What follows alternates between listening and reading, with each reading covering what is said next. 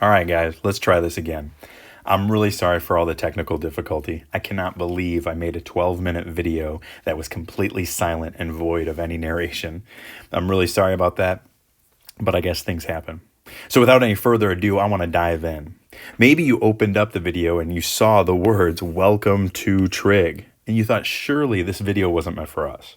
But actually it is.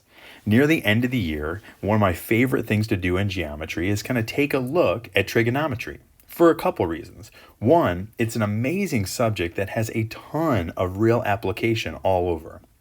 And two, if you're a student who's thinking about taking the ACT or have already taken the ACT, you will see or have seen some of the trig that we'll talk about. And so I want to help prepare you as best as possible so you can just kill that section of the ACT.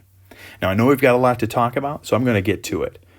All right, first of all, trigonometry, trig for short, is the study of 6 trigonometric functions. Now, this is really good news. When I ask people, how many functions do you think there are in trig? You know, some people guess 1,000 or 1,000,000 or 10,000, but there are only 6. That's all of them.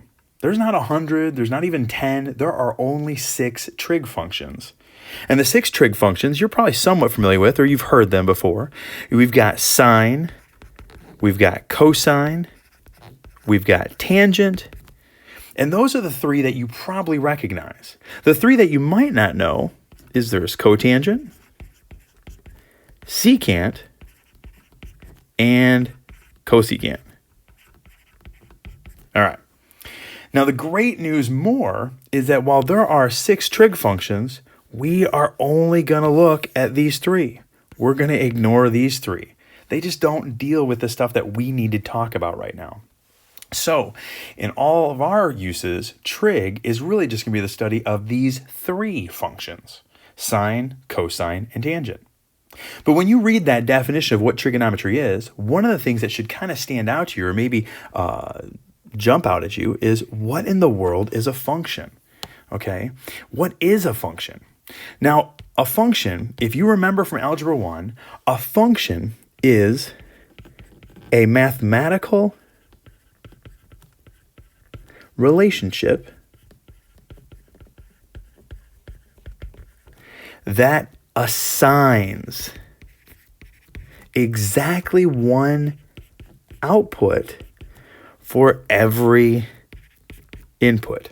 Let's look at that again. A function is a mathematical relationship that assigns exactly one output for every input. When I used to teach Algebra 1, I said a function is a lot like an oven, okay? When we think about an oven, we go, well, what do we do with an oven? Well, we usually put something in an oven, wait some amount of time, and then take something out of an oven. But when we put in brownie batter, we don't wonder if maybe a cooked turkey is going to come out. We expect to get brownies. We put in cookie dough, we get cookies.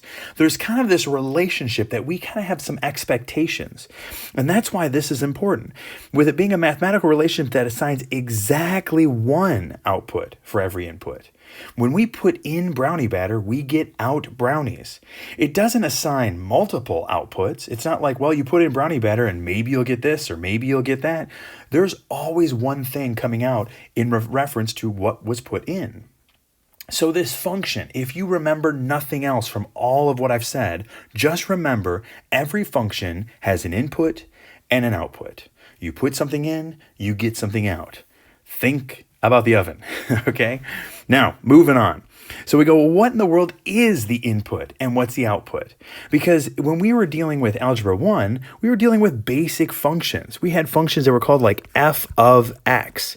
And sometimes f of x was something simple like f of x equals x squared. And so what did we put in? Well, we put in some number, x. What did we get out? We got out some other number. We called it y. So like in this case, if we were dealing with that function, I could say f of 2 is equal to 2 squared.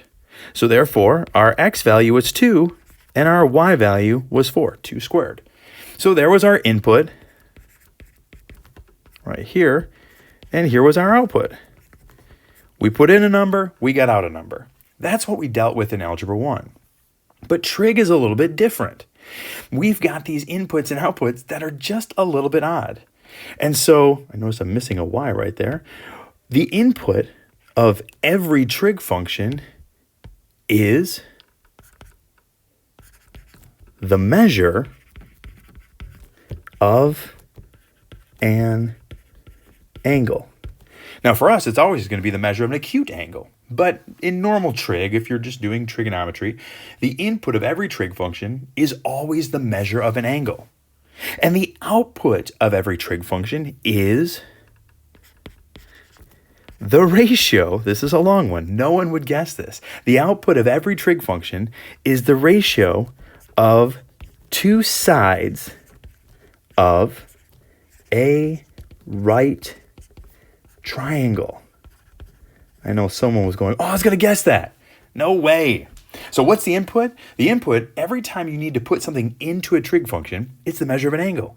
And what do you get out? You get out a ratio, typically a fraction, of two sides of a right triangle.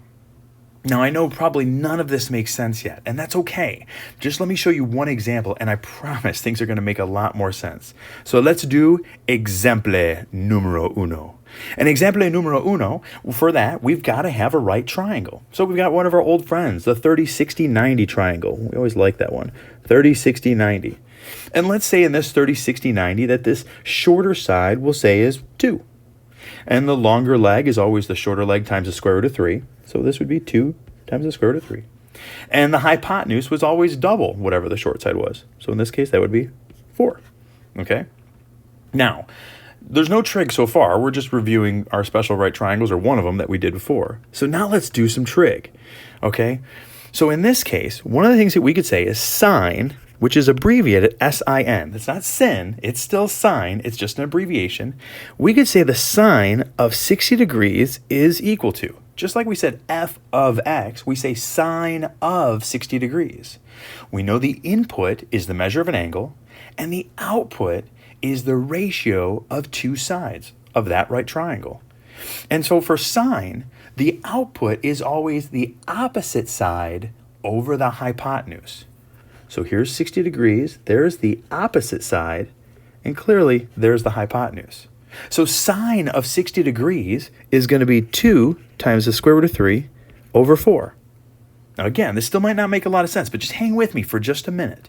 The sine is always opposite over the hypotenuse. Cosine is a little bit different. It couldn't be the same, because otherwise it would just be the exact same thing repeated. That wouldn't make any sense. Cosine is adjacent over hypotenuse. So again, I look at the 60 degrees and I go, what side is adjacent to it? Well, 2 is. And the hypotenuse is still 4. So the cosine of 60 degrees is 2 over 4, which reduces to 1/2. I didn't reduce that top one. The 2 and the 4 would reduce, and that would make square root of 3 over 2. Okay, that would be the simplest form. Lastly, we got to talk about tangent. And tangent of 60 degrees, now tangent, it's not going to be like sine. Sine was opposite over hypotenuse. It's not going to be cosine. Cosine was adjacent over hypotenuse. Tangent is opposite over adjacent. So we go, well, what's opposite of the 60 degrees? Well, opposite of the 60 degrees was 2 times the square root of 3. What's adjacent to the 60 degrees? Well, 2. Now, some people might argue, well, wait, the 4 is adjacent to 60 degrees as well. If here's 60, 4 is adjacent and 2 is adjacent. But while that's kind of true, 4 is the hypotenuse. So it can never be the adjacent side. Basically, the adjacent side is whatever side is touching the angle that's not the hypotenuse. So again, we said tangent is opposite over adjacent. So that's 2 times the square root of 3 over adjacent, which is 2. And this reduces to just square root of 3. All right. Now, I know you might be thinking, okay, first, I'm on the edge of getting any of this, and second, how am I going to remember all of that? And for that, I'm going to bring in something simple. It's called SOHCAHTOA. SOHCAHTOA is an easy set of words to remember. My teacher used to say it sounded like a Native American chief. Oh, Chief SOHCAHTOA. But anyway, all you have to remember is SOHCAHTOA. Some students have talked about maybe soccer players, after a long game and they've injured themselves, they need to SOHCAHTOA, like they're soaking it in ice or something. I don't know and I don't care, but I just need you to remember SOHCAHTOA. And if you're not sure why, well, it's because sine of any angle, let's put in a letter this time, like A. Sine of the measure of angle A is equal to opposite over hypotenuse. Now, if you don't see it, so sine is opposite over hypotenuse. That's pretty simple. Cosine, well, again, we'll say cosine of angle A. Well, cosine is adjacent over hypotenuse. C-A-H. And lastly, tangent. Does anybody remember it? Tangent is opposite over adjacent. TOA. T-O-A. SOHCAHTOA. Sine is opposite over hypotenuse, cosine is adjacent over hypotenuse, and tangent is opposite over adjacent. SOHCAHTOA. So if nothing else, remember SOHCAHTOA. So we've got two things that we've said, if nothing else. First of all functions have an input and an output. Secondly, the trig functions that we're going to deal with, sine, cosine, and tangent, we can remember the relationships by this simple phrase, SOHCAHTOA. Okay, so now let's take that and try another example. We'll do exemple numero dos. And here we are at exemple numero dos. And you notice, maybe you didn't notice yet, but there's one side missing of this triangle. We don't have the measure of side AB. Now I'm going to call this C, angle C down there. Now, if you remember, I said at the beginning that we were going to do acute angles. So we'll never find the sine, the cosine, or the tangent of C because C is a right angle. And we're only dealing with the acute angles, like A and B in this situation. Okay? Now, how are we going to find the length of this hypotenuse? Well, hopefully you realize that before we got to trig, you still knew the Pythagorean theorem. And you could just simply say, well, wait, 3 squared plus 5 squared has got to give me that other side squared. Now I wrote C, not referring to this angle, but just talking about the other side, the hypotenuse. So that gives me 9 plus 25 is equal to C squared. That's 34 is C squared. So therefore C is square root of 34. Now that isn't pretty. In fact, that's very ugly, but who cares? It's still true. So let's keep going. Okay, now we said SOHCAHTOA, sine of angle A. Now you might say, well, wait a minute, I don't even know how big angle A is. I don't know if it's 53 degrees or 67 degrees or 61.839712 degrees. It doesn't matter. All that matters is that we put that in. We say the sine of angle A is SOHCAHTOA. Sine is opposite over hypotenuse. Well, what's opposite of A? Opposite of A is right there, 5. Hypotenuse, square root of 34. So sine of angle A is 5 over the square root of 34. Cosine of angle A, SOHCAHTOA. Cosine is adjacent over hypotenuse. Well, here's the adjacent side, and we still know the hypotenuse is square root of 34. So cosine of angle A is 3 over square root of 34. And tangent of angle A, TOA. How would I spell TOA? T-O-A. So that's tangent is opposite over adjacent. That's 5 over 3. And we could even do this for the other angle. We could do this for angle B. And we would just simply say, well, sine of angle B is opposite. Now what's opposite of B and what's opposite of A are not the same thing. So we got to kind of stop thinking about this right here. And we go, wait, opposite of B is right there. So sine of angle B is 3. Now they still have the same hypotenuse over square root of 34. The cosine of angle B now is going to be adjacent. Adjacent to angle B is right here, this side. So that's going to be 5. They still have the same hypotenuse over square root of 34. And the tangent of angle B, opposite, right there, over adjacent. So that'll be 3/5. Now, none of those reduce or anything like that.